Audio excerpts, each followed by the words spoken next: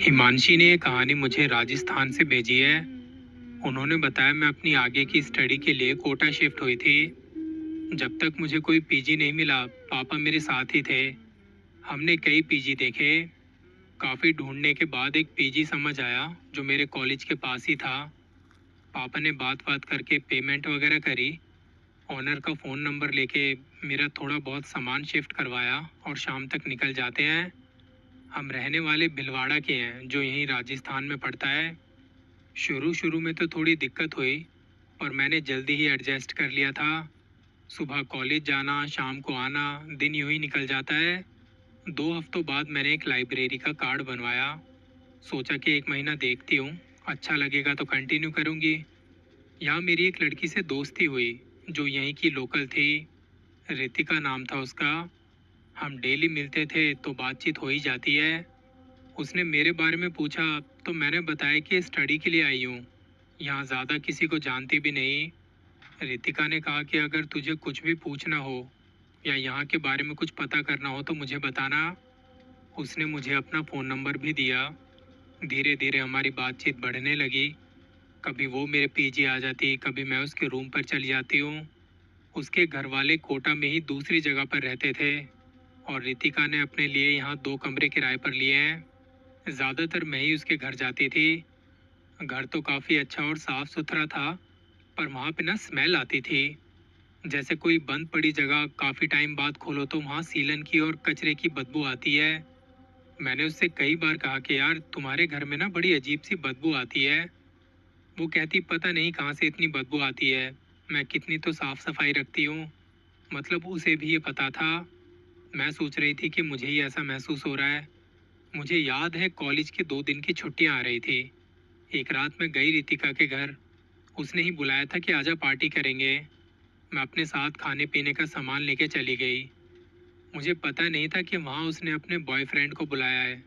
मैं पहली बार उस लड़के से मिली थी। पहले तो मैं उसे देखते ही घबरा गई। फिर रितिका ने उससे मिलवाया, उसने मुझसे हाथ मिलाया। मैं हाथ मिला रही हूँ तो एक तो उसकी हाइट काफ़ी ज़्यादा थी, 6'3" या 6'4" के आसपास होगा। वो हाथ मिला रहा है तो उसके हाथ भी काफ़ी बड़े थे। मुझे देखते ही वो स्माइल करने लगा। एक होता है ना किसी का फेस देख के, स्माइल देख के पता लग जाता है अगले बंदे के बारे में। मुझे पता नहीं क्यों वो बहुत अजीब सा लगा।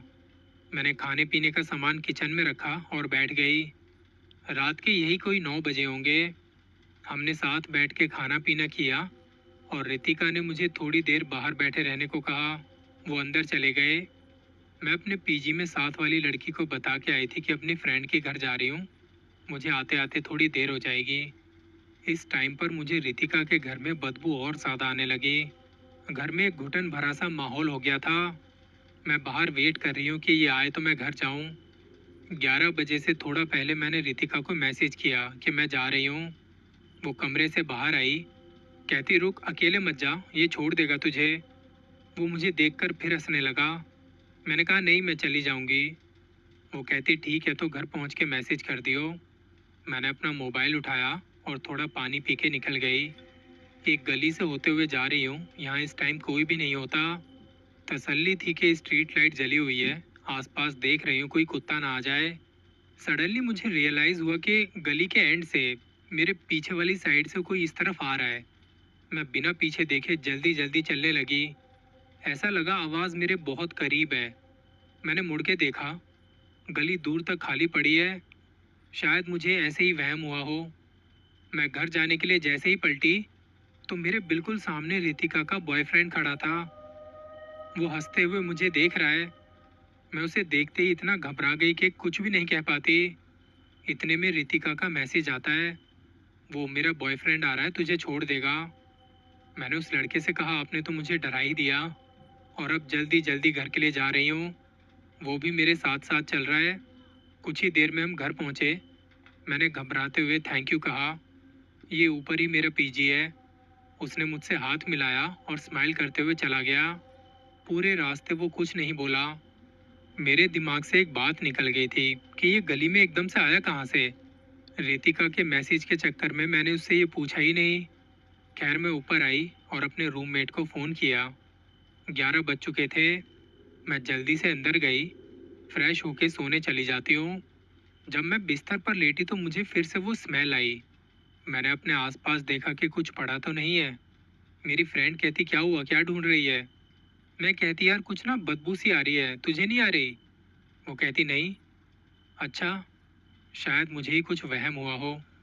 मेरे हाथ में फ़ोन है, मैं कुछ देख रही थी और वो बदबू मुझे फिर से आई।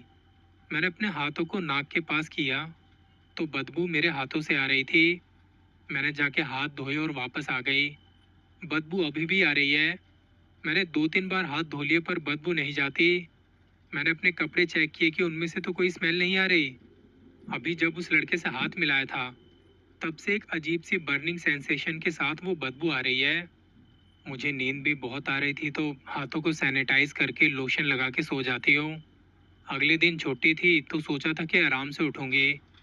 बीच रात मेरी आंख खुल जाती है। मुझे आवाज़ आई, किसी ने मेरा नाम पुकारा। आवाज़ खिड़की की तरफ से आ रही है। मैं पहले तो थोड़ी देर लेटी रही। आवाज़ 2-3 बार और आई, जैसे कोई नीचे खड़ा है और मुझे आवाज़ लगा रहा है। पर इस टाइम कौन होगा? मैं तो यहाँ किसी को जानती भी नहीं। मैं उठ के गई खिड़की के पास तो नीचे मेन गेट के पास वही लड़का दीवार पर चढ़ के बैठा ऊपर देख रहा होता है। मैं उसे देखते ही डर गई। वो लगातार ऊपर देखे जा रहा है। मुझे समझ नहीं आता क्या करूं। मैंने तभी फ़ोन उठाया और रितिका को मैसेज किया। वो जगी हुई थी और तभी उसका रिप्लाई आता है। मैंने उसे बताया कि तेरा बॉयफ्रेंड मेरे पीजी के बाहर है, इस टाइम वो यहाँ क्या कर रहा है? उसका रिप्लाई आता है, तू पागल वागल हो गई है क्या? तूने कोई सपना देखा होगा, वो तो मेरे साथ है। मुझे लगा वो मजाक कर रही है या मुझे डराने के लिए कह रही है। मैंने कहा मैं सच कह रही हूँ, रुक तुझे फ़ोटो भेजती हूँ। मैंने जल्दी से फ़ोटो क्लिक करी और उसे भेज दी। उसका रिप्लाई आता है, कहाँ है वो? जल्दबाजी में मैंने फ़ोटो देखी भी नहीं थी और अब जब फ़ोटो देखी तो उसमें कोई भी नहीं है। मैंने नीचे भी देखा तो सच में वहाँ कोई नहीं। मुझे कपकपी सी चढ़ गई। अभी थोड़ी देर पहले मैंने फिर किसे देखा था? वो तो रितिका के साथ घर पर ही है। शायद नींद की वजह से मुझे ऐसा लग रहा है। मैं जाके सो जाती हूँ। अगले दिन रितिका का मैसेज आता है, अब तो ठीक है ना? रात में क्या हुआ था तुझे? मैंने कहा शायद नींद में बोल दिया होगा, सॉरी। उसने कहा सुन, आज रात भी आएगी, साथ बैठ के खाना पीना करेंगे, तू जल्दी चली जाइयो। मैं कहती यार बताती हूँ शाम तक। दोपहर तक थोड़ा काम निपटा के और 1 घंटे पढ़ाई करके मैं सो जाती हूँ। शाम 7 बजे मैंने रितिका को फ़ोन किया, मैं आ रही हूँ, कुछ खाने को लेके आऊँ? वो कहती नहीं, खाना मंगवा लिया है, तू आ जाइयो 8 बजे तक। मैं 8 बजे से थोड़ा पहले ही उसके घर के लिए निकल जाती हूँ। घर आके आज फिर से मुझे बहुत बदबू आने लगी।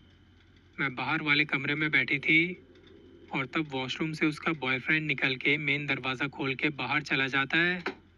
आज उसने मुझसे हाथ नहीं मिलाया, ना हाय हेलो की। मुझे लगा आपस में इनका कोई झगड़ा चल रहा होगा। थोड़ी देर में रितिका के हंसने की आवाज़ आने लगी। मुझे लगा किसी से फ़ोन पर बात कर रही होगी। तभी कुछ पलों में रितिका अपने बॉयफ्रेंड के साथ बाहर आई। उसने मुझे देखा, आके हाथ मिलाया और मेरी यहाँ हालत ख़राब कि ये यहाँ है तो अभी कौन था जो बाहर गया। मैं शॉक थी, मेरे मुंह से कुछ नहीं निकलता।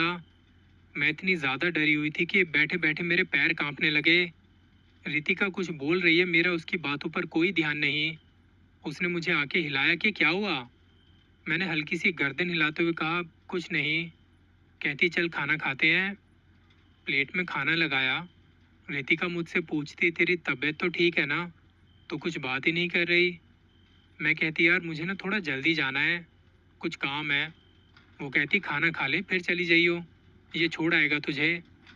मैंने उसकी बात पे कुछ रिएक्ट नहीं किया। रितिका किचन में चली गई। उसका बॉयफ्रेंड वहीं मेरे साथ बैठा है और इस वक्त आवाज़ आई मेन गेट खुलने की। कोई धीरे से चलता हुआ मेरे पास आके बैठ गया है।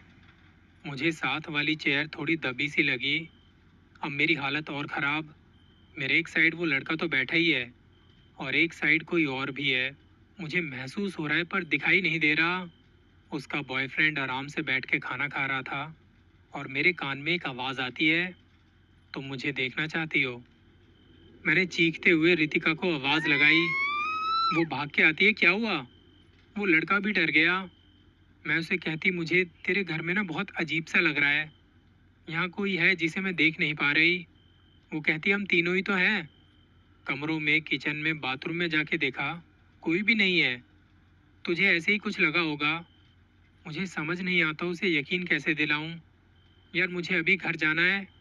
अच्छा अच्छा ठीक है, ये छोड़ के आ जाएगा तुझे? नहीं, मैं अकेली चली जाऊंगी। मैंने अपना फ़ोन उठाया। मेरे हाथ कांप रहे थे। लड़का वो अंदर ही बैठा था और रितिका मुझे बाहर तक छोड़ने आई। कहती कि तू चली जाएगी ना। मैं धीरे धीरे सीढ़ियों से नीचे उतरी।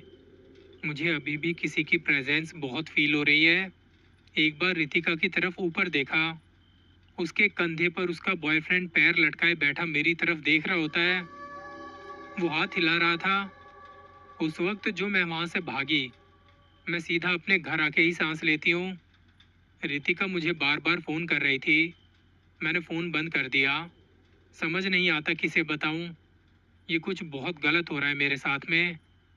मुझे रात भर ठीक से नींद नहीं आई और बुखार भी चढ़ गया। अगले दिन घर फ़ोन करके पापा को बुला लिया। अभी मैं कुछ बताने की हालत में नहीं थी। वो मुझे भिलवाड़ा लेके आ गए। यहाँ कि मैंने माँ को, पापा को सारी बात बताई। तब उन्होंने कुछ किया और किसी को बुलाया घर पे। वो डेली आके झाड़ा वगैरह लगाते थे। कई दिनों तक तो मेरी तबीयत भी वैसी ही बनी रही। जो झाड़ा लगाने आते थे, उन्होंने माँ से कहा कि बेटी को वहाँ मत भेजो, वहाँ इसके साथ दोबारा ये चीज़ें हो सकती हैं। मैंने इस पे ज़्यादा बहस नहीं की। पापा जाके मेरा सामान वगैरह लेके आ जाते हैं। कॉलेज में भी इन्फॉर्म कर दिया था कि आगे की पढ़ाई में कहीं और से करूँगी। एक चीज़ और, यहाँ आने के बाद रितिका का एक बार भी फ़ोन नहीं आता। ये मेरे साथ क्या हुआ, क्यों हुआ, पता नहीं। लेकिन वो सब था बहुत डरावना, किसी बुरे सपने की तरह, जिसे मैं याद भी नहीं करना चाहती। बिल्कुल नहीं। अगली स्टोरी एक कपल ने कानपुर से भेजी है। दीप्ति ने बताया, मैं अपने हस्बैंड के साथ लेट नाइट मूवी देखने गई थी। शो शुरू होता है रात के 10:30 बजे के आसपास। थिएटर में अच्छी खासी भीड़ थी। अगले दिन सुरेश का ऑफ था, तो अचानक से प्लान बना के चलो मूवी देख के आते हैं। मूवी ख़त्म हुई 1 बजे से थोड़ा पहले। हम जहाँ गए थे, यहाँ एक मॉल है, और इस टाइम तक 2-4 खाने पीने के आउटलेट के अलावा सब कुछ बंद हो चुका था। मुझे भूख लगी थी, तो हमने अपने लिए एक एक बर्गर लिया और वहीं बैठ के खाने लगे।